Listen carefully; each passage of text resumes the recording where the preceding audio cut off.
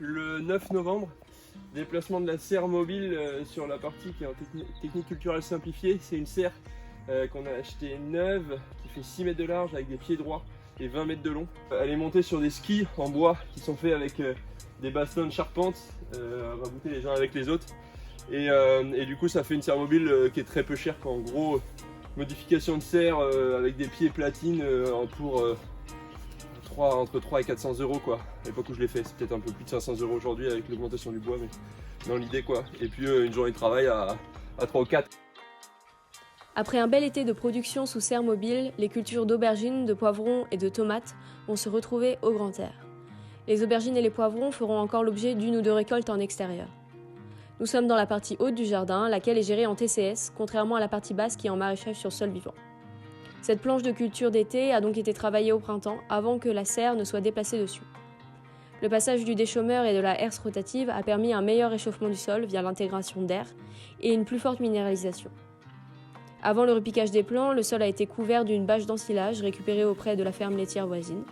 La bâche d'ensilage a permis d'augmenter encore davantage la chaleur pour les cultures.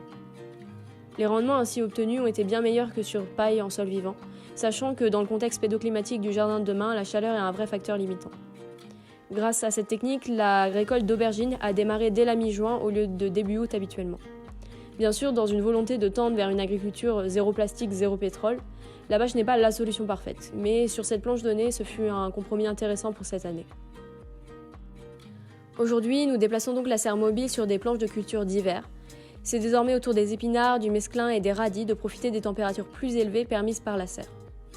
À la sortie de l'été, ces planches ont été préparées avec une destruction du précédent par occultation avec des bâches d'ensilage issues du réemploi.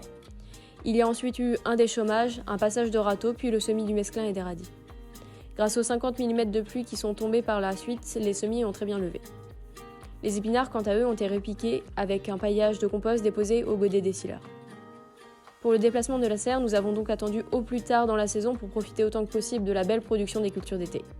Le déplacement de la serre prend environ 1 heure à 2 personnes et un tracteur. La partie la plus complexe du déplacement est le levage. En effet, il est nécessaire de lever la serre assez haut pour bien la décoller du sol.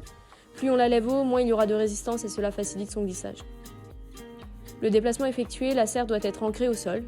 Au milieu de la première et de la dernière travée, une sangle traverse en largeur la serre, puis est fixée à une tige métallique plantée bien profondément dans le sol. On ajoute ensuite une mousse pour éviter que la sangle ne vienne sectionner la bâche de la serre. Autre astuce pour préserver la bâche, cette serre a été montée à l'aide de zigzags de chez Serre Val-de-Loire, lesquels permettent de clipser efficacement la bâche sur les tubes. Les zigzags sont non sectionnants et rentrent dans tous les types de clips. Et enfin, on serre les sangles en exerçant une bonne tension, mais pas non plus excessive pour ne pas tordre les tubes.